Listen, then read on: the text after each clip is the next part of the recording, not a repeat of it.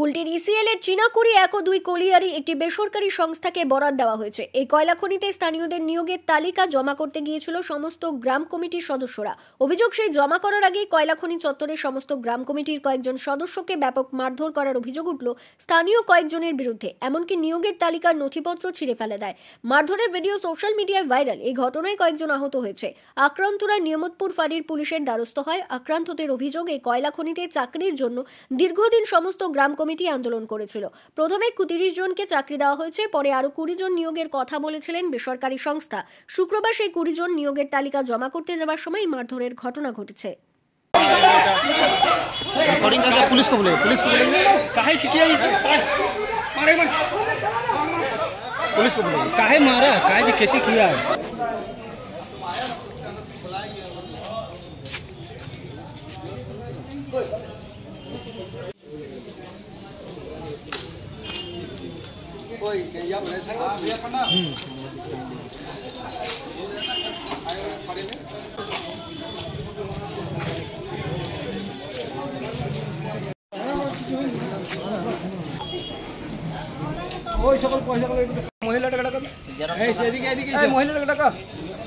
ছিল আপনার আমাদের একটা ইসিএল এর লিস্ট জমা করতে গেছিলাম। ব্যাপারটা কালকে আমাদের একটা মিটিং হয়েছে, লিস্ট জমা করতে গেছিলাম।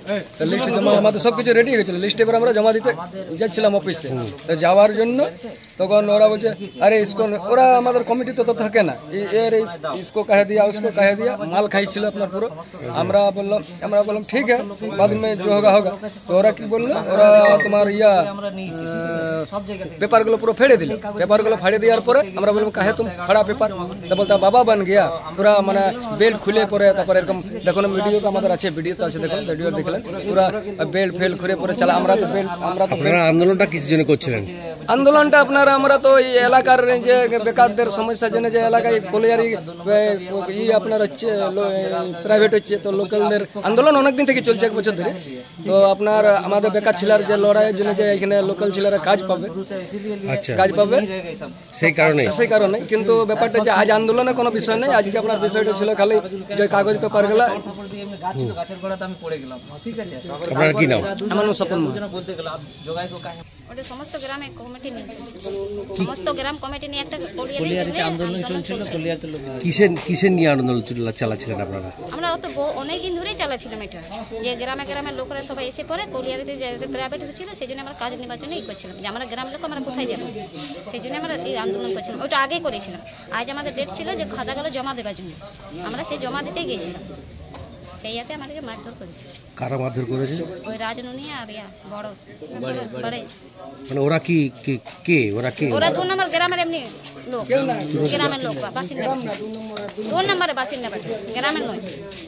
ওরাই কি হামলা চালিয়েছে? হ্যাঁ, ওরাই চালিয়েছে, হামলা করে দিয়েছে, মারধর করা হয়েছে। হ্যাঁ, আমাকে মেরেছে হাতে। কেন মারধর করলো আপনাদের উপর ওরা? ওই জানি না, আমরা তো বাইরে দাঁড়িয়েছিলাম, আমরা দেখছি পুরো মারামারি চালু হয়ে গেছে ভিতরে। জিজ্ঞেস করছি তো কিসের জন্য মারামারি, ওই ছাড়াইতে গেছিলাম, সেই জন্য আমাকে মেরে দিয়েছে। মানে এসিএল তো করে না, এমনি লোকাল ছিল, 2 নম্বরে লোকাল ছিল, মদ খেয়েছিল। আপনারা বলেননি যে আপনারা তো যে বলছে তাকেই তো মারধর করছে ওখানে চালু করছে। ওখানে গৌতম বলে ওকেও মেরেছে। গৌতম বাউরি বলতে গেলে যে লেডিস কে কেন মারছে, তো তাকেও মেরলো। আচ্ছা, আপনাকে মারধর করেছে। আপনার নাম কি? আমার নাম গঙ্গা বাউরি। এখন ডায়েরি লেখাতে বলি। আমার নাম যোগাই মাহাতো। কি হয়েছে আপনাদের আজকে? ঘটনাটা হয়েছে, আমরা অনেক দিন আগে, প্রায় 1 বছরের মতো হয়ে গেল, আমরা একটা সমস্ত গ্রাম কমিটি নামে একটা সংগঠন তৈরি করেছি। এইখানে যত কলিয়ারি আশেপাশে গ্রামগুলো আছে এবং বস্তি আছে, 2 নম্বর 3 নম্বর সমস্ত মিলে একটা আমরা কমিটির সিদ্ধান্ত করি, এবং এই কমিটির লড়াই হচ্ছে যে আমাদের লোকাল কর্মচারীকে কাজ দেওয়া। ঠিক আছে, তো এর মধ্যে প্রাইভেট কোম্পানি অলরেডি আমাদের 30 জনকে নিয়েছে, এবং ওরা বলেছিল 20 জন পরে নেবে।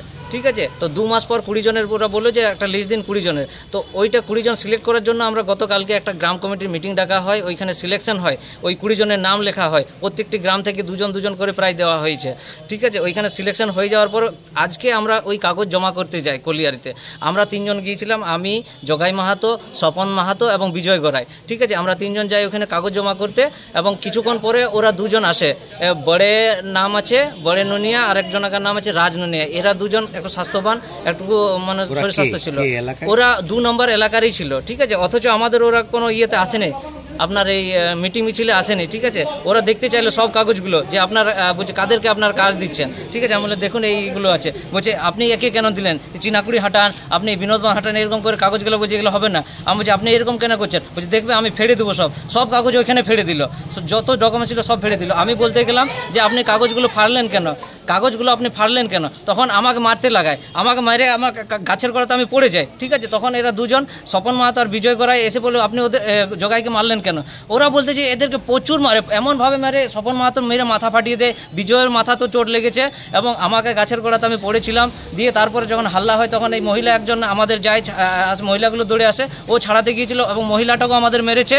এবং ওকে বাঁচানোর জন্য ওই এসিএলের একজন কর্মচারী গৌতম বাউরি নামে, উনি গিয়েছিল ছাড়াতে, তো ওনাকেও মেরেছে, এসিএলের কর্মচারীকেও মারধর করেছে, পুরা মারধর করেছে। এবং এটার ওদের সঙ্গে কোনো সম্পর্কও নেই, মানে জানি না ওদের কি মন আছে। হ্যাঁ, ওর যদি বলতো যে আমাদেরকে কাজ দাও তাহলে আমি ওদেরও কাগজ জমা করতাম, কিন্তু ওসব কিছু না। ওরা আজ এসে পরে মানে ওদের জানি না আজ কি ইয়ে ছিল, কাগজগুলো সব ফেলে দিল এবং আমাদেরকে মারতে লাগালো। কোনো তাহলে ইসিএল আধিকারিক লোক নয় ওরা? না, ইসিএলের আধিকারিকও নয়, আর কোনো ইয়ে থেকে হ্যাঁ কমিটিরও আমাদের নয়, কিন্তু ওরা লোকাল বাসিন্দা। আমরা এটাও বলেছিলাম যে কাজ নিতে চাইলে আমরা দেবো, কিন্তু মানে ওদের কাজ নেওয়ার উদ্দেশ্য ছিল না, জানি না আমাদেরকে মারার উদ্দেশ্য ছিল না আমাদের কাগজগুলো ফাড়ার উদ্দেশ্য ছিল। কাগজ সব ফেলে দিয়ে আপনি কাগজগুলো দেখে নেন, কাগজ আমাদের কাছে। পুলিশকে আমরা কল করেছিলাম ওইখানে যে আপনারা আসুন, তো পুলিশ গিয়েছিল, কিছুক্ষণ পরে লেটে গিয়েছিল। দিয়ে আমাকে এখানে বড়বাবু ফোন বললো যে আপনারা এখানে একটা লিখিত দিন, তারপর আমরা ওদের উপরে লিগ্যাল অ্যাকশন নেব।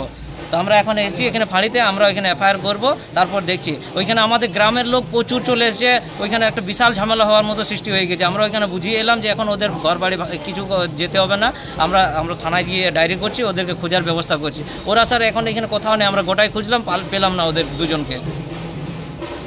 আপনার নাম আর পরিচয়? আমার নাম জগাই মাহাতো, আমি সমস্ত গ্রাম কমিটির একজন সদস্য।